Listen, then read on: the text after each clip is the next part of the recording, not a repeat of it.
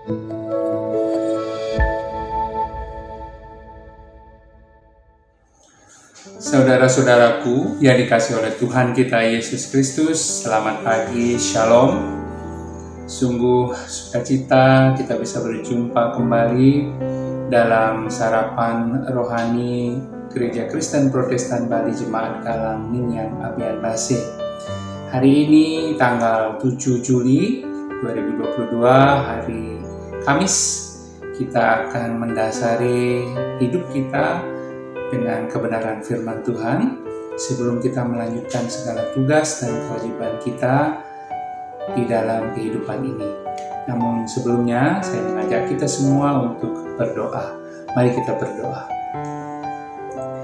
Terpujilah namamu ya Bapa, karena Engkau sungguh baik dalam kehidupan kami. Pemeliharaan Tuhan nyata di dalam kehidupan kami.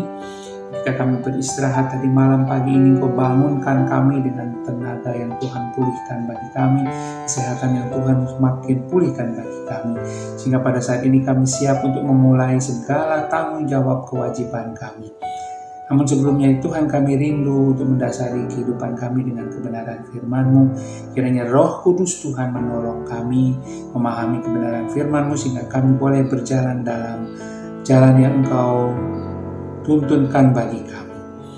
Terima kasih Tuhan, berfirmanlah karena kami siap untuk mendengarkannya. Dalam nama Tuhan Yesus Kristus kami berdoa.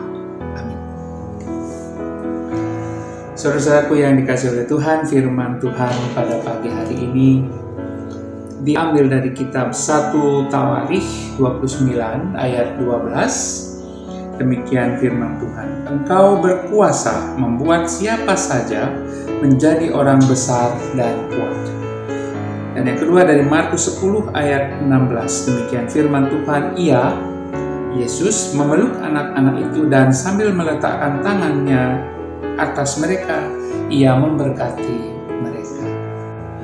Sungguh berbahagia kita semua yang senantiasa setia membaca merenungkan firman Tuhan, terlebih melaksanakan di dalam kehidupan kita setiap hari.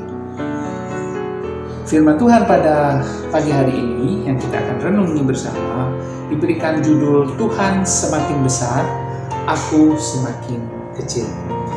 Saudara-saudaraku yang dikasihi oleh Tuhan kita Yesus Kristus, barangkali hampir setiap orang itu ingin menjadi seorang kepala, seorang pemimpin, seorang yang memiliki jabatan tinggi dengan tanggung jawab yang tinggi. Bahkan tidak jarang kita juga berjuang mati-matian dengan segala kemampuan kita untuk bisa mendapatkan jabatan itu, atau mungkin juga dapat memiliki status sosial yang lebih baik, kedudukan yang lebih tinggi atau pangkat yang lebih tinggi di dalam kehidupan pekerjaan kita. Saya kira ini secara naluriah dan secara manusiawi sah-sah saja, karena itu adalah wujud dari bentuk ekspresi kita sebagai orang-orang yang memiliki tanggung jawab dan kewajiban. Memang secara naluriah, secara manusiawi, manusia itu senang dipuji, senang juga disanjung-sanjung, senang juga diperhatikan, senang menjadi prioritas di dalam setiap hal, diprioritaskan, diutamakan, dihargai, dan barangkali tidak ada di antara kita yang juga mau disepelekan, dihina, atau direndahkan. Saya kira itu hal yang naluriah dan manusiawi. Nah, disinilah sebenarnya ujian yang sesungguhnya. Bagaimana ketika kita dipuji, disanjung, ditinggi-tinggikan, kita mampu menjaga kerendahan hati kita. Nah, ujian yang sungguh berat.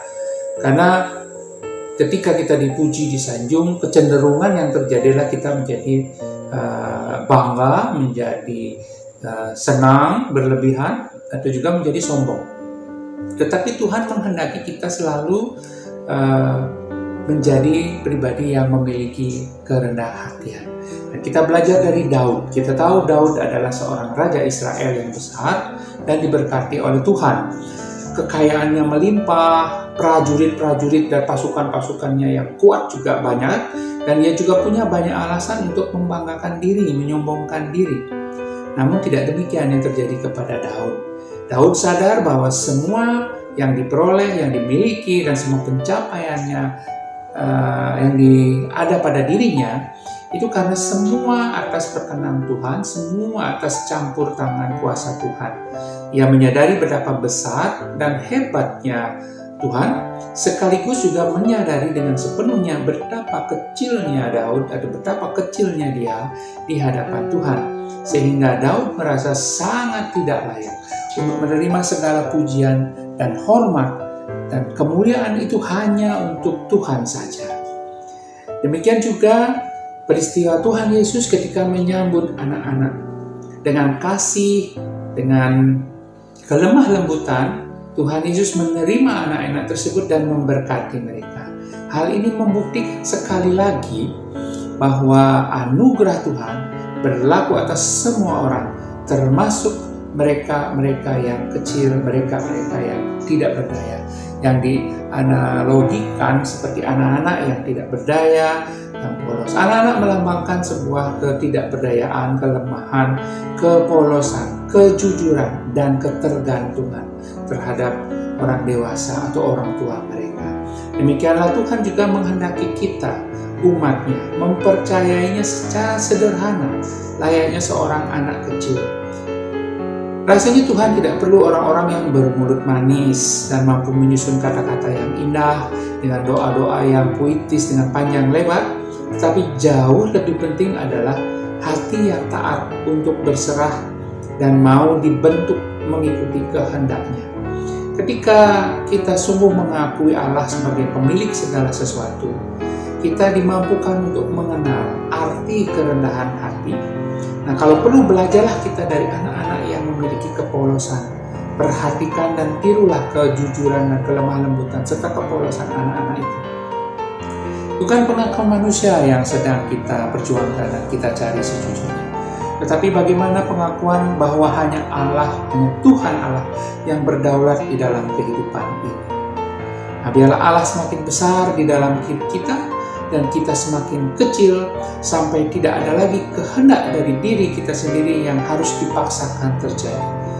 Akhirnya mari bertanya pada diri kita sendiri masing-masing, Bapak Ibu saudara-saudara yang dikasihi oleh Tuhan, apakah sesungguhnya hidup kita sudah di dalam kebesaran diri kita sendiri, atau sebaliknya kebesaran Tuhan Allah lah yang ada di dalam diri kita. Kiranya Tuhan memberkati kita semua. Mari kita berdoa. Bapa dalam surga, dalam nama Tuhan Yesus, kami bersyukur Tuhan atas kesempatan dan waktu yang Engkau izinkan bagi kami untuk bersama-sama merenungkan firman-Mu. Kiranya Tuhan firman-Mu menjadi rema dalam hati kami masing-masing dan mengingatkan kami betapa kami kecil di hadapan-Mu, betapa Engkau sungguh besar, sungguh berkuasa. Ajar kami Tuhan memiliki hati yang dipenuhi dengan kerendahan hatian. Jauhkanlah kami dari kesombongan, rasa mengagungkan, membanggakan diri. Biarlah hidup kami sungguh-sungguh Tuhan hanya memuliakan, mengagungkan, dan menghormati Engkau Allah sebagai Tuhan dan Juru Selamat kami. Tuhan, kami berkatilah kehidupan kami hari ini dan hari-hari kami ke depannya. Dalam nama Tuhan Yesus Kristus kami berdoa. Haleluya. Amin. Terpujilah Tuhan Allah dan yang berdaulat dalam hidup kita, dan biarlah kita selalu disadarkan akan ketidakberdayaan kita di hadapan Allah, dan kita tetap bergantung kepada Allah. Shalom.